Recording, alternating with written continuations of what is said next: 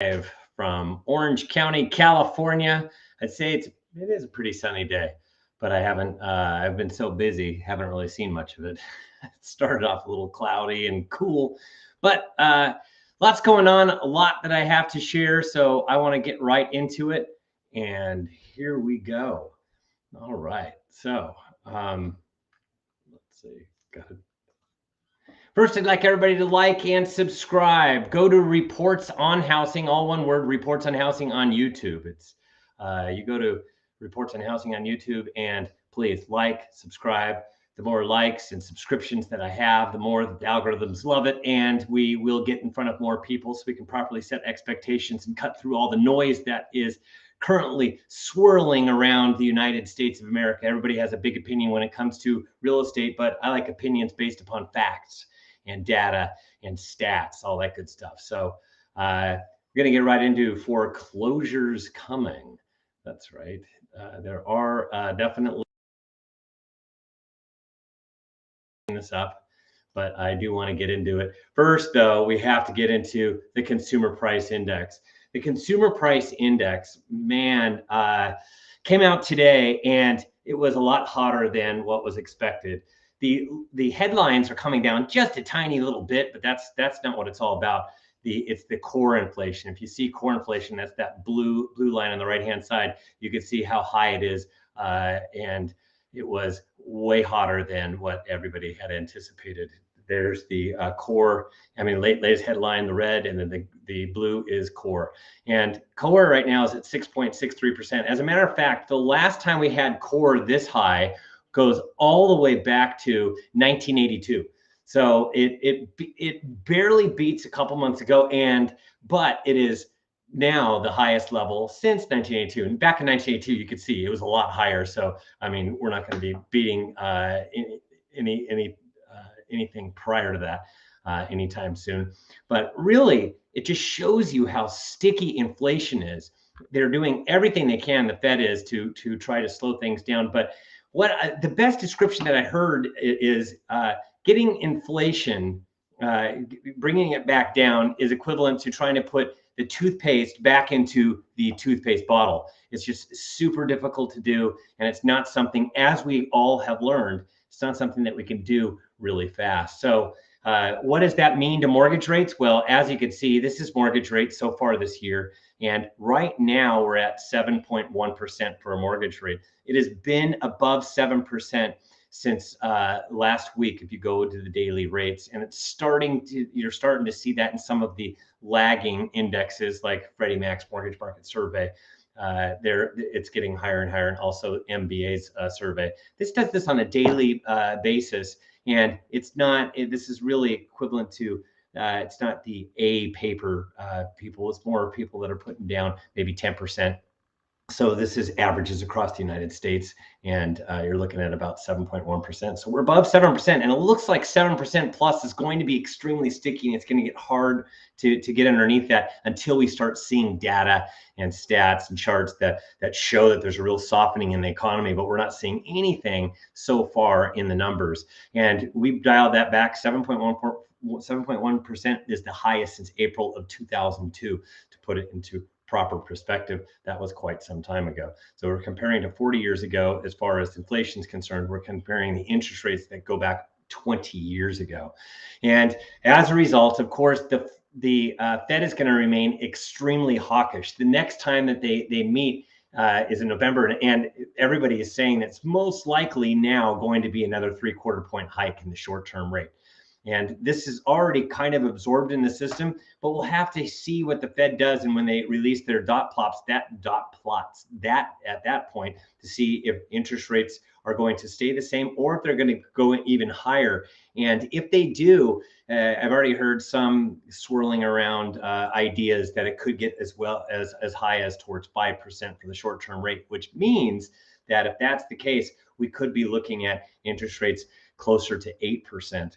We'll just have to stay tuned and see. But really what the Fed's looking for is job openings to come down. They did last week. They came down from 11 to 10 million, but that's still too hot. There's still way too many jobs. So there's like 1.6 jobs for every job seeker. So it's really favoring employment still. Job openings are still really strong. Unemployment came out last Friday, and it actually went down from 3.6% to 3.5%. So the employment picture actually even got a little bit hotter, which is contrary to what the Fed really wants to see. They want to see things slow down a little bit, job openings come down, unemployment comes up, so that there is not so much pressure on job salaries and wages and income. So another thing that they're looking at is, of course, consumer spending.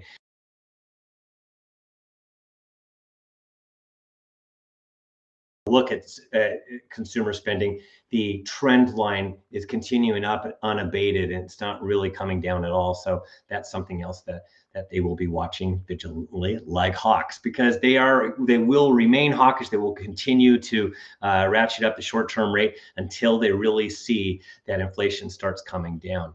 They need to see it coming down before they'll even pause. So this is when we see these kind of reports, we know that we're going to get more of the same, and it means we're running out of this year. So the rest of this year is going to look like 7% plus interest rates, most likely. And so as far as foreclosures are concerned, I really want to get into forbearance numbers first, because that is one of the initial places where, if you're looking for any kind of foreclosures and short sales across the United States, this is where you're going to find them. Now, active forbearance plans, you can see it has really come down from a height where we were all the way in June of 2020 was the height of the greatest number of people in forbearance at one time. It was, well over 4 million forbearance plans. But forbearance continues to drop every time we take a look at This is Black Knight. They break down what happens to forbearance, how many people are in it. There are only 513,000 people in forbearance across the United States. There have been 8.3 million forbearances so far. So 94% have exited forbearance. And people are going, so what's happened to those people? I haven't done this in a while, so it's kind of good that we're doing this right now as a recap, refresh. There's 7.7 million people that have exited forbearance. Now, the number that are performing, that means that they either did a workout loan where they paid it in a lump sum, what they owed, or they did it in a installment payment plan, or they deferred it to the end of the loan. That's 55% of everybody that exited forbearance, which is 4.3 million. That's a lot of people that are currently executing on a monthly basis. Because if they sell their house and move on, or they lost their home to foreclosure, they have to go do something else. Everybody needs a roof over their head, and that's what everybody has to understand. It's super important to kind of like grasp that we all need roofs over our head. It's not a commodity that is traded on the New York Stock Exchange. Instead, we all need some sort of shelter. So people want to stay in their homes. That's why there are so many that are performing. The number that have paid it off, most likely, those are the people that have either refinanced or they have ultimately sold their house. And I think that the latter is most likely what they've done. A lot of people that have sold their house that have come out of forbearance. And the numbers that have removed and are delinquent right now is 264,000 or 4%. So if you look at the number that are performing and the number that have paid off, that adds up to 90%. The rest of the 10% works out. The people that are working with the workout unit, they just recently came out of forbearance and are working something out, that's 4%. And then you have removed and delinquent, 394.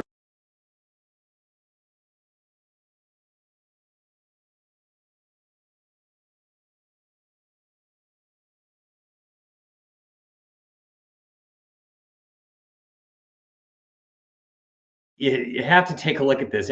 Some people that work with foreclosures or short sales are excited about this kind of stuff, but I want to bring it in a proper perspective for everybody. Now, the national delinquency rate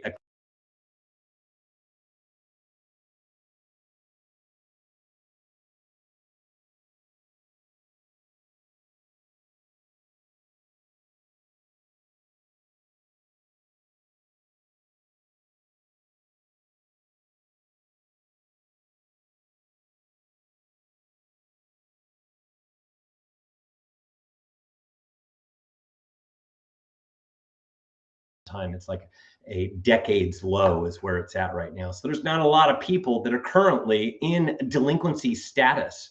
across the United States. And this includes people that are in forbearance. So, and a lot of these people that are coming out of forbearance are made whole at the other side. And then I wanted to go over Southern California distressed inventory year over year. Now you can see the elevation. When I point to it, this is the yellow line. You can see that the yellow line, it is going up. It's definitely rising.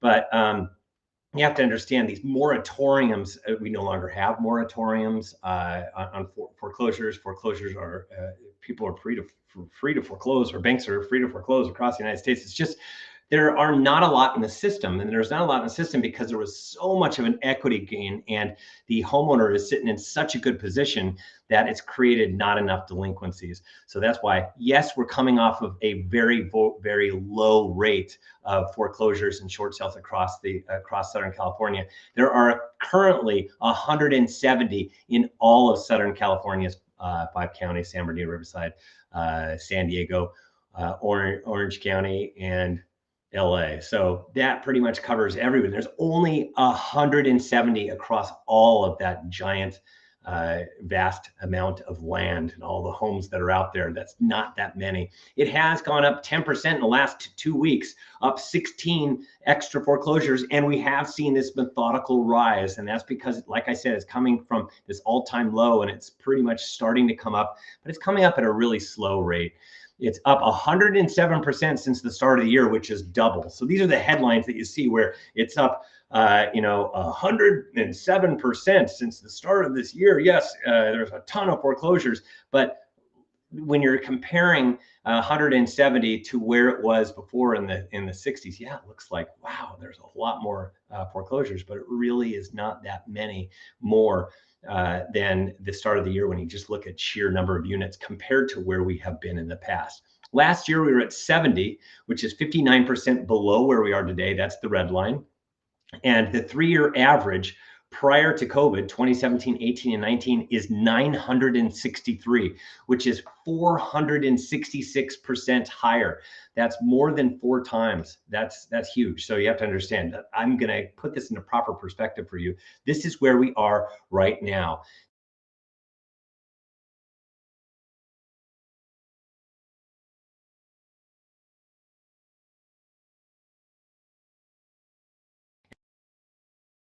Look at today, or that's where we are today. What I was comparing it to, the 3-year average, is this period right over here.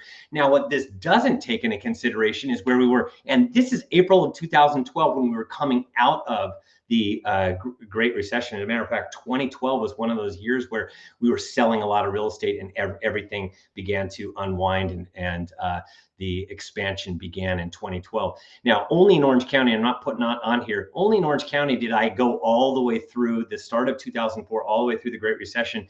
And keep in mind that this April 2012 is at the bottom of a Himalaya. That Himalaya was 2007, 2008, and 2009. There were a ton of foreclosures and short sales. So where this is right now, you can see there's close to 12,000 homes just in April of 2012 alone in foreclosures and short sales. And right now, we don't even have 200 foreclosures and short sales all across Southern California. So there's not going to be a wave of foreclosures. I want everybody to understand that there's not going to be a wave of foreclosures. The overall homeowner is a lot stronger since we came out of the Great Recession, where the lending requirements have been really tight, and there haven't been a lot of people that have done anything really different. And there's not the variety of loans and options that were available that there were at one time. We had dogs and dead people purchasing properties back in prior to the Great Recession. Now, property values are going down, and if you want to know where there's some vulnerability, those are the people that put a small down payment. The people that put a small down payment and purchased in the last 2 years, those are the people that be most vulnerable. But you have to understand, over the last 2 years, it has been survival of the fittest. When you've had 50 offers, very, very few people won that had a small down payment. It was typically the all cash, or the people with large down payments. Those were the people that were seen as most secure and most able to close the transactions and also have extra money in the bank just in case there was an appraisal deficiency. And, because they had to waive appraisals and things like that in order to purchase homes over the last 2 years. So there's not going to be a giant number of people that had small down payments and purchases in the last 2 years, but there are some, and those are the people that could be vulnerable if it comes down far enough as far as values, because values are coming down. A, and B, somebody loses their job or something happens, some life circumstance happens where now they have to move and they have negative equity in their house. Those are the people that are most vulnerable. So, but like I said, there's not going to be a giant number of those people. Now, I have a new sponsor, Alan Mack from Mack Financial Services. He's got a unique offering, to say the least, and he deals with something it's called the $1 million plus superior luxury residential financing. So he's dealing with a lot of people with higher net worths with $1 million plus. And what that is he does non-conforming loans. So that's actually anything above $647,200. That's typically considered a jumbo product above that. There is high balance, but he can oftentimes do better than what you can get out there for between that 647 and like in Orange County, LA, where it's up to almost towards $1 million as far as loan limits are concerned. And he shops for the lowest rate. He gets the best rate that there is in town. And that is because he has a network of private and regional banks that he works with. And he knows the best of the best in those banks, the people that like himself that have been doing this for decades. And so he has this really crucial network of private and regional banks that he works with. And like I said, he deals with a lot of high net worth clients that need something unique as well, where it's cash flow analysis or asset depletion. Now, when I'm talking low rates, when he was quoting some of these rates, I was scratching my head going, how in the world is he getting these exceptionally low rates? And he actually talked to us today about this special 3-2-1 buy down, where the first year it's locked somewhere in the 3s, the second year it's in the 4s, and then after that it locks into the 5s. That's a really good rate, and you start off really low, and who knows, down the road you might be able to refinance, but those are great rates compared to what I was quoting earlier in this broadcast. And experience matters, absolutely, and he has loads of it. He's been doing this since 1988. He has over 100 5-star reviews. You can go check him out. It's unbelievable. Everybody has a lot of great things to say about him, and he has unparalleled knowledge. So you too can contact Alan Mack at Mack Financial Services and let him get you the lowest rate. 949-929-1091. That's 949-929-1091. That's Alan Mack at Mack Financial Services. Thank you for your sponsorship. Now, really quick, I'm going to get into inventory, because inventory, man, it has been stuck. Normally it's coming down at this time of the year, but this is not a normal kind of year. I describe it as this: 2020 was a weird year. 2021 was a weird year. 2022, once again, a weird year. So if you want to know what 2023 is going to look like, I'm pretty sure it's going to be weird, but you can see this right here. We're kind of like got this flat line going, and right there on the right-hand side, today it's at 30,549. It's up 116 homes. So it's actually gone up a little bit in the last like 4 weeks. Not a lot, but a little bit. And it should have been coming down. The reason it is not going down right now has everything to do with the fact that the overall market is absorbing this higher rate environment. So mortgage rates have been slowly but surely continuing to rise to what not right now, where they're above 7%. So when they're that high, what's happening is there are fewer buyers in the marketplace, and demand has been dropping a little bit faster than it normally would, and as a result, there are more people that are languishing on the market, and the inventory cannot come down. Last year at this time we were at 19,345, which is 37% less than where we are right now today, and 3-year average is 41,170. That's the 3-year average prior to COVID, 2017, 18, and 19. And that too is 35% higher than where we are today, that's the other one's 37% lower, but 3-year average is 35% higher, which means that we're not quite to where we were prior to COVID as far as inventory. It's well off. We need another 10,000 homes for it across Southern California for it to be a more normal kind of inventory. So we're pitting this low supply, the supply crisis that I called it, against a very, very low demand. and the low demand continues to fall. And you could see where there's this inflection point where all of a sudden it started to drop this year. And the reason it started to really drop, from September 1st on, the reason it started to really drop is because interest rates from September 1st on have been slowly but surely rising.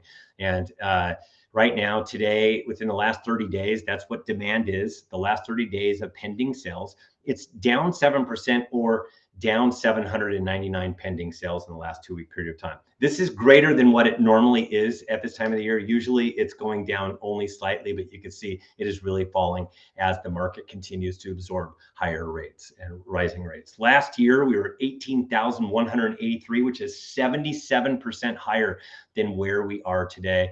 And the 3-year average prior to COVID is 17, 18, and 19, 15,197, which is 48% higher than today. So a lot more escrows that we were dealing with even prior to COVID. So the speed of the market is this right here. Today we're at 89 days. It went up another week over the last 2-week period of time. So it was at 82 days 2 weeks ago. If you were to come on the market, it felt like that was everything would sell within 82 days. Now we're at 89 days. So slowly but surely it is growing. Normally it is flat, but you can see this is that same inflection point. As we're digesting the higher rates, inventory has remained flat and demand has dropped. So as a result, market times have been growing longer. And it's the slowest since April of 2020 when we first went into COVID. So if I dial all the way back, we are higher than where we were in 2019, but this is the lowest level since April 2020. So the 3-year average is 83 days. That's the expected market time is 83 days. And by the way, expected market time, place your home on the market when you're opening up escrow. So we're a little bit higher than where the 3-year average was. But I want to put it in perspective, because in 2007, when there was a ton of distressed properties, in 2008, the expected market time was 400 plus days, because there was just way too many homes on the market. This time around, we have that similar demand feel. So escrows are down to Great Recession levels. However, the inventory is still at these very, very low levels that hit an all-time low at the start of this year for Southern California. So the market, it really is lined up where, if I look at it, the supply and demand kind of looks like a slight seller's market. However, the metric that we look at doesn't really work right now, and that is because of how high interest rates are. So it's just this, it's really pulling down the values, as far as it putting pressure on values. We're not having values drop down like plunge. However, they are slowly going down. And the reason for that is because the fewer buyers that remain, they do not want to stretch, and they want to take their time and methodically price out a property and make sure that they're not overpaying at all. So they're taking their time, and they're looking for somebody that is willing to perhaps give them a little bit less than somebody down the street that has their home on the market. So right now, the feel of the market is it slightly favors buyers in the negotiation process. And so we thought it was this, it's kind of like a seller's market, but that is not what's going on right now. It's a buyer's market. That's the feel. So if you want to copy this, you have to be a subscriber to one of our 5 counties, or all of them, or a couple of them, whatever you want to do. And you can go to reportsonhousing.com to subscribe. And we have free content there as well, so you can check that out. And we have reports that's all over Southern California, and we're almost dialed in the Bay Area. We're just waiting to fix up the data a little bit more, but we're nearly at the finish line. It's $15 per month or $150 per year. You get a free month if you and you'll get the most recent one called Sky High Rates. This is all 5 counties have this. LA, Orange County, and San Diego will get a new one next week. And if you want a coupon code for a free month, use the coupon code BOO. That's BOO, BOO, for October. So anyways, that's all I have, everybody. I hope everybody, I don't have a kid here, so kids are on their way home. Wish they were here. Wish they could jump in and give you a little bit of color, but hey, you know what? It is what it is. Hope you have a fantastic finish to your day. Hope you have a fantastic finish to your week, and we will see you next week.